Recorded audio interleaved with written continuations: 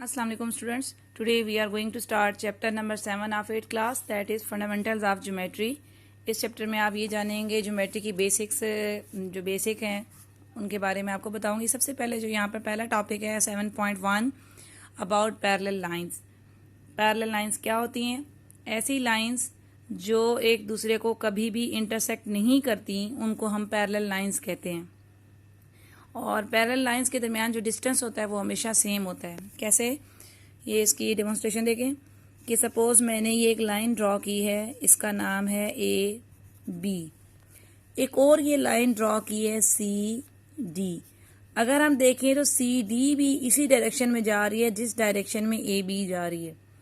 तो parallel line की पहले तो डेफिनेशन में आधी बात ये दी गई थी कि एक लाइन दूसरी लाइन के तब पैरेलल होगी अगर उन दोनों की डायरेक्शन सेम होगी।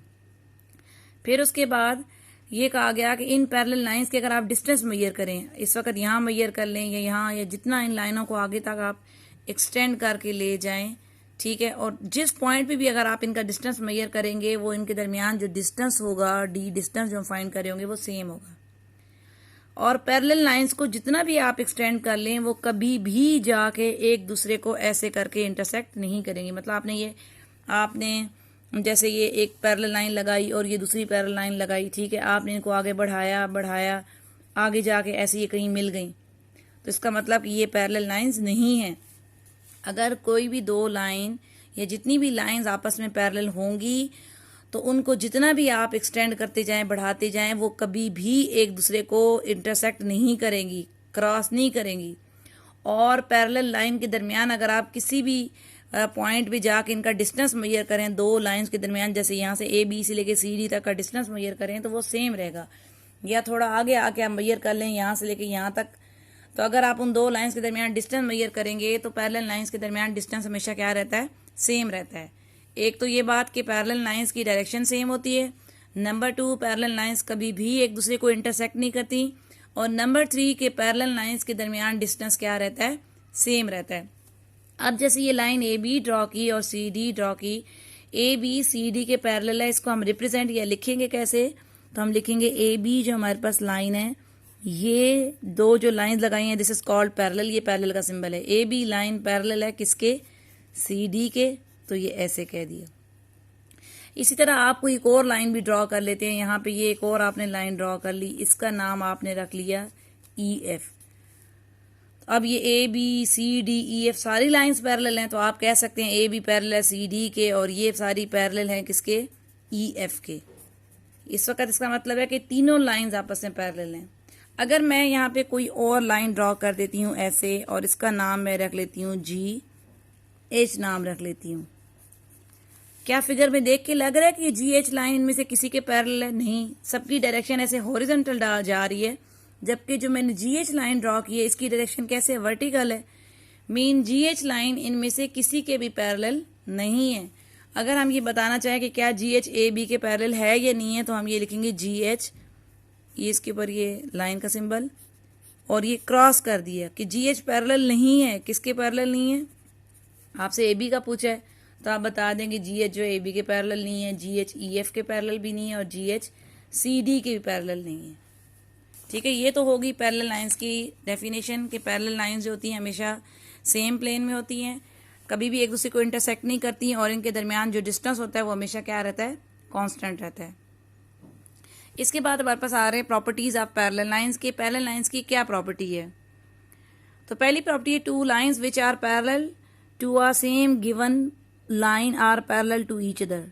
To lines which are parallel to a same given line. अगर आपके पास कोई दो लाइन है और वो दो लाइन किसी गिवन लाइन के पैरेलल हो रही है, सपोज जैसे मैं ये ले लेती हूँ कि मेरे पास एक लाइन ए बी है और एक और मेरे पास लाइन है सी डी, ठीक है। ये हमारे पास दो लाइन है C D, two given line है। नाम आप इनके नीचे करके भी लिख सकते हैं, सॉरी मैंने साथ लिख दिए हैं, आप नाम ऐसे नीचे लिखिए बजाय यहाँ लिखने के।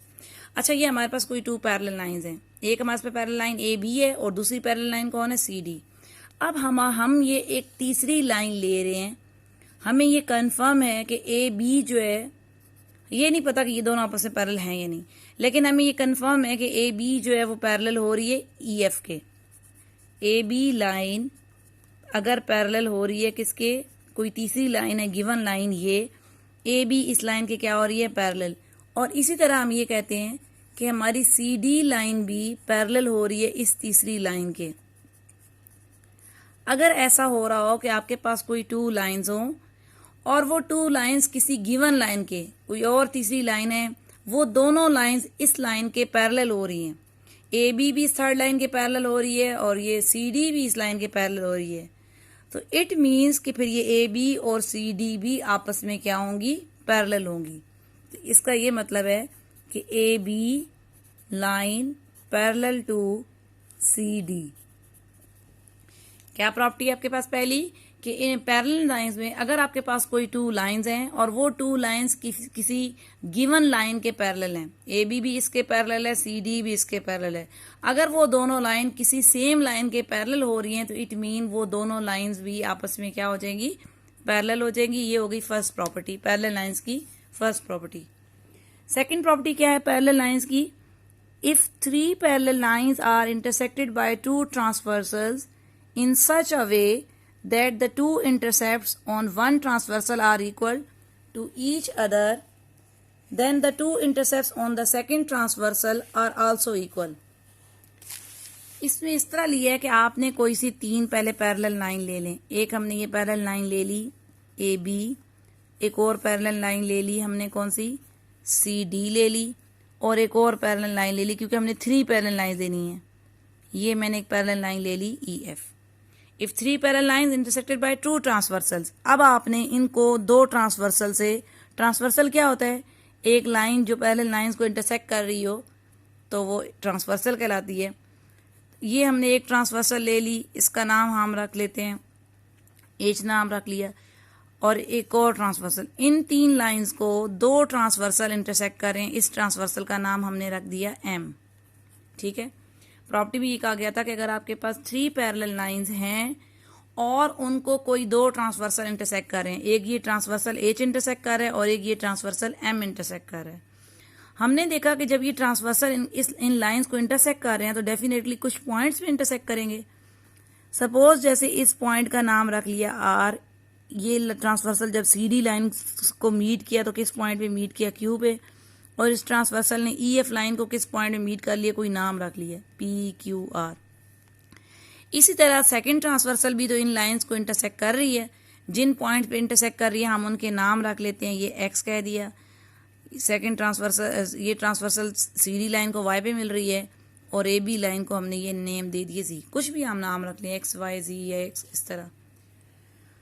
अब अगर कभी भी ऐसा हो कि आपके पास थ्री पैरेलल लाइंस हों और उनको कोई दो ट्रांसवर्सल इंटरसेक्ट कर रहे हों, तो अगर पहली ट्रांसवर्सल के जो इंटरसेप्ट्स बन रहे हैं, मसलन एक इंटरसेप्ट ये बन रहा है, ये आर क्यू, और दूसरा इंटरसेप्ट कौन सा बन रहा है, ये पी क्यू, हम इसका नाम यूं भी पढ़ सकते हैं पी से क्यू, एक इंटरसेप्ट बन रहा है पी क्यू और दूसरा इंटरसेप्ट क्या बन रहा है, क्यू आर बन रहा है।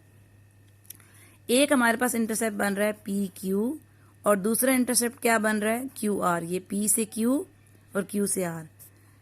अगर ये दोनों इंटरसेप्ट आपस में इक्वल हैं, यानी जितनी लेंथ इस इंटरसेप्ट की बन रही है इतनी ही दूसरे इंटरसेप्ट की बन रही है, कभी भी ऐसा हो कि थ्री पैरेलल लाइंस हैं उनको दो ट्रांसवर्सल इंटरसेक्ट कर रहे हो और पहले ट्रांसवर्सल की जो दो इंटरसेप्ट बनेंगी, ये जो दो सेगमेंट बन रहे हैं, अगर ये दोनों सेगमेंट आपस में इक्वल हैं तो देन ऑटोमेटिकली सेकंड ट्रांसवर्सल के जो सेगमेंट होंगे वो भी फिर आपस में इक्वल होंगे। अगर पहले ट्रांसवर्सल के सेगमेंट्स आपस में इक्वल आ रहे हैं, जैसे ये दिखाया है पी से क्यू इक्वल आ रहा है क्यू आर के, ठीक है, यानी सपोज ये लेंथ 2 सेंटीमीटर है तो डेफिनेटली ये भी 2 सेंटीमीटर होगी। तो इन दैट केस अगर फर्स्ट ट्रांसवर्सल के टू इंटरसेप्ट्स आपस में इक्वल आ रहे हैं तो देयर मस्ट बी जो सेकंड ट्रांसवर्सल होगा उसकी वजह से भी जो सेगमेंट बनेंगे वो आपस में इक्वल बनेंगे। मीन एक्स वाई सेगमेंट ये इक्वल बन गया किसके, वाई जी के। इसका मतलब कि फिर जो इसकी लेंथ होगी इस सेगमेंट की एक्स वाई की, वही लेंथ किस सेगमेंट की हो जाएगी, वाई जी की हो जाएगी। ऐसा क्यों है, क्योंकि ये पैरेलल लाइंस हैं और पैरेलल लाइंस के दरमियान जो डिस्टेंस होता है वो क्या होता है, सेम होता है। मीन अगर आप पहली ए बी और सी डी के दरमियान डिस्टेंस चेक करें, जो यहाँ पे डिस्टेंस होगा डेफिनेटली वही डिस्टेंस इधर होगा। फिर इसी तरह आप ये लास्ट 2 लाइंस का डिस्टेंस सी डी और ई एफ के दरमियान अगर आपने यहाँ से सपोज यहाँ तक ये डिस्टेंस चेक किया, आपने कहा कि ये 2 सेंटीमीटर है, तो फिर इसका मतलब इन 2 लाइंस का आगे भी कहीं जाके डिस्टेंस आप देखेंगे तो वो डिस्टेंस क्या आएगा, सेम ही आएगा। इसलिए जब भी कभी 3 पैरेलल लाइंस हों और उनको 2 ट्रांसवर्सल इंटरसेक्ट कर रहे हो, तो पहले ट्रांसवर्सल के अगर सेगमेंट्स आपस में इक्वल आ रहे हैं तो डेफिनेटली सेकंड ट्रांसवर्सल के भी सेगमेंट आपस में क्या हो जाएंगे, इक्वल हो जाएंगे। ये सेकंड प्रॉपर्टी है। थर्ड प्रॉपर्टी क्या है हमारे पास पैरेलल लाइंस की, अ line through the mid point of one side of a triangle, कि आपने ट्राइंगल की एक साइड ले लेनी है और उसका मिड पॉइंट ले लेना है। इसके लिए एक ट्राइंगल ड्रॉ करती हूं। ये हमारे पास कोई ट्राइंगल है, ठीक है। ट्राइंगल के अपने नाम रख लिए ए बी सी। तीसरी प्रॉपर्टी में ये कह रहे हैं कि आपने ना ट्राइंगल के किसी एक साइड का मिड पॉइंट, सपोज मैंने इस साइड का ये मिड पॉइंट ले लिया और इसका मैंने नेम रख दिया एम, ठीक है। अ line through the mid point of one side of a triangle. अब आपने ट्राइंगल के एक साइड का मिड पॉइंट लेना है और इससे आपने एक लाइन ड्रॉ करनी है। इस मिड पॉइंट से स्ट्रेट आपने क्या ड्रॉ कर देनी है, लाइन ड्रॉ कर देनी है।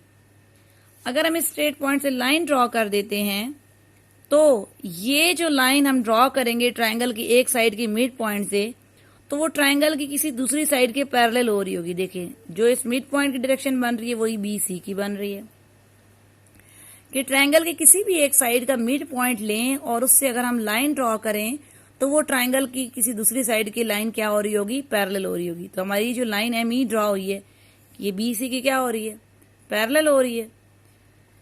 Then a line through the mid point of one side of a triangle parallel to another side, वो लाइन ट्राइंगल किसी दूसरी साइड के पैरेलल होगी। Bisect the third side. Main बात क्या कही है, ठीक है, आपने मिड ट्राइंगल के एक साइड का मिड पॉइंट लिया, उससे आपने लाइन ड्रॉ की, वो ट्राइंगल की किसी दूसरी साइड के पैरेलल हो रही थी। अगर ऐसी सिचुएशन हो रही हो कि मिड पॉइंट से आपने लाइन ड्रॉ की है और वो ट्राइंगल की किसी एक और साइड के पैरेलल हो रही है लाइन, तो इसका मतलब है कि ये लाइन ट्राइंगल की थर्ड साइड का बाइसेक्ट करेगी। बाइसेक्ट का मतलब होता है 50-50 करना, यानी ये इसको यहाँ पे आके मीट कर रही है। इस पॉइंट का नाम मैंने रख दिया एन। मीन जितनी लेंथ ए एन की होगी उतनी ही लेंथ किसकी हो जाएगी, एन सी की। ए एन, ये जो आपके पास ए एन सेगमेंट बन रहा है ये इक्वल हो जाएगा एन सी के। कि जब भी कभी ऐसा केस हो कि ट्राइंगल के एक साइड से आपने मिड पॉइंट लिया और उससे आपने स्ट्रेट लाइन ड्रॉ की और वो लाइन ट्राइंगल की किसी दूसरी साइड के पैरेलल अगर हो रही है, तो डेफिनेटली वो जो आपने स्ट्रेट लाइन ड्रॉ की वो थर्ड वाली साइड को क्या करेगी, बाइसेक्ट करेगी। बाइसेक्ट का मतलब इस तरह थर्ड साइड में से गुजरेगी कि जो 2 सेगमेंट बनेंगे थर्ड साइड के वो आपस में इक्वल होंगे। अगर ये 3 सेंटीमीटर है तो डेफिनेटली ये भी 3 होगा। तो ये तो थी पैरेलल लाइन की थर्ड प्रॉपर्टी। अब कुछ क्वेश्चंस हैं जो हमने प्रॉपर्टीज पढ़ी हैं उनके लिहाज से हमारे पास कुछ क्वेश्चन है। पहली एग्जांपल हमारे पास, in the adjoining figure A B C D and E F are 3 parallel lines G H and L M intersect them. ये हमारे पास फिगर नजर आ रही है। एक पैरेलल लाइन ए बी है, एक सी डी है और एक ई एफ है, जी एच और ये एम एल। जी एच भी एक ट्रांसवर्सल है और एक एम एल ट्रांसवर्सल है, इन लाइन्स को इंटरसेक्ट कर रहा है और ये देखिए ये सेगमेंट्स बन रहे हैं। तो क्वेश्चन में क्या कहा है, कहते हैं P Q is equal to Q R, ये बात हमें गिवन है। अभी हमने ये सेकंड प्रॉपर्टी पढ़ी थी कि 3 पैरेलल लाइंस लें और अगर 2 ट्रांसवर्सल हो, अगर एक ट्रांसवर्सल के सेगमेंट आपस में इक्वल हैं, ये मेंशन कर दिया है कि जो पी क्यू है वो क्यू आर के इक्वल है। मीन ये वाला सेगमेंट इस सेगमेंट की इक्वल है। पी क्यू किसकी इक्वल हो रहा है, क्यू आर के। एंड ये भी मेंशन कर दिया कि एक्स वाई 2 सेंटीमीटर है। एक्स वाई फिगर में देख लें कौन सा है, ये एक्स वाई है, ये 2 सेंटीमीटर है। फाइंड हमने क्या करना है, कहते हैं फाइंड एक्स जी। फिगर में देखें एक्स जी कौन सा है, ये एक्स ये है। मीन यहां से लेके यहां तक हमने टोटल लेंथ फाइंड करनी है। तो हमने भी ट्रांसवर्सल लाइन की प्रॉपर्टी पढ़ी थी कि अगर ये P Q segment Q R के इक्वल हो रहा है तो इसका मतलब ये जो 2 सेगमेंट बनेंगे ये भी आपस में क्या होंगे, इक्वल हो जाएंगे। मीन एक्स वाई, जो एक्स वाई आपके पास सेगमेंट आ रहा है ये इक्वल होगा किसके, एक्स से वाई, और दूसरा सेगमेंट कौन बन रहा है, वाई से जी। मीन ये एक्स वाई सेगमेंट वाई जी सेगमेंट के इक्वल हो जाएगा। अगर एक्स वाई की लेंथ 2 सेंटीमीटर है तो वाई जी की लेंथ कितनी बनेगी, 2 सेंटीमीटर बन जाएगी इस प्रॉपर्टी के अकॉर्डिंग। तो एक्स से लेके जी तक टोटल लेंथ कितनी बन जाएगी, तो ये यहां से यहां तक टोटल कितनी बन जाएगी, 2 + 2 4। तो ये आपको सोल्यूशन किया गया है कि एक्स जी लाइन कैसे बन रही है, दो सेगमेंट से। X G is equal to X Y plus Y G. ये देखें एक्स से लेके जी तक कैसे दो सेगमेंट है, एक एक्स वाई है और दूसरा सेगमेंट कौन है, वाई जी है। तो इन दो सेगमेंट को प्लस किया, हमें एक्स वाई भी पता है 2 है, वाई जी भी 2 है, इज इक्वल टू 4 सेंटीमीटर। तो ये हमारा आंसर आ गया। फिर इस तरह सेकेंड एग्जाम्पल है, in the figure D E is parallel to B C. जो हमने अभी थर्ड प्रॉपर्टी पढ़ी उसकी एग्जाम्पल है। कह रहे हैं कि फिगर में जो आपकी लाइन डी ई है, ये लाइन डी ई है, देखिए ये किसके पैरेलल हो रही है, बी सी के पैरेलल हो रही है। And M is mid point of A B. और अगर देखें तो ये ए बी है, एम उसका क्या हो रहा है, मिड पॉइंट हो रहा है। आपने ट्रायंगल की एक साइड का मिड पॉइंट लिया, उससे आपने लाइन ड्रॉ की, वो ट्रायंगल की दूसरी साइड की क्या हो रही है, पैरेलल हो रही है। ये हमारी थर्ड प्रॉपर्टी थी। और जब पैरेलल हो रही हो तो ये दो सेगमेंट आपस में क्या होते हैं, इक्वल होते हैं। अब क्वेश्चन क्या है, A N is equal to 3 centimetre. उन्होंने हमें बता दिया कि ए एन की लेंथ 3 सेंटीमीटर है, आपने ए सी फाइंड करना है। पहले ए एन देख लें कौन सा है, ये ए एन, ये उन्होंने बता दिया 3 सेंटीमीटर है। फाइंड हमने क्या करना है, ए सी फाइंड करना है। फिगर में देखें ये ए, ये सी, मीन पूरी लाइन की लेंथ फाइंड करनी है। अब हमें प्रॉपर्टी पता है कि जब ये मिड पॉइंट से लाइन गुजरती है, किसी दूसरी साइड के पैरेलल होती है, तो थर्ड वाली साइड के दोनों को बाइसेक्ट कर, थर्ड साइड को बाइसेक्ट करती है। बाइसेक्ट का मतलब कि ये दो सेगमेंट इक्वल बनते हैं। अगर ये 3 सेंटीमीटर ए एन, तो एन सी भी क्या होगा, डेफिनेटली 3 सेंटीमीटर होगा, क्योंकि हमने प्रॉपर्टी पढ़ी है कि जब भी कभी ट्रायंगल के एक साइड की मिड पॉइंट में से आप लाइन पास करें, वो दूसरी साइड के पैरेलल हो रही हो, तो थर्ड साइड को हमेशा बाइसेक्ट करती है। बाइसेक्ट मीन कि उसके दोनों पीस इक्वल बनेंगे। अगर ये पीस 3 सेंटीमीटर है तो डेफिनेटली दूसरा पीस भी कितना है, 3 सेंटीमीटर। अब हमसे क्वेश्चन में पूछा गया था फाइंड ए सी। हमने क्या फाइंड करना था, ए सी फाइंड करना था। तो ए सी क्या है, ये ए और ये यहाँ तक सी, तो इसका मतलब ए सी, ये दोनों सेगमेंट पूछे हैं, तो 3 + 3 कितना हो जाएगा, 6। तो ये हमने कहा ए सी हमारे पास दो सेगमेंट बन रहे हैं, ए से एन प्लस ए सी कैसे बन रहा है, A N plus N C. तो 3 + 3 हमारा क्या आंसर आ गया,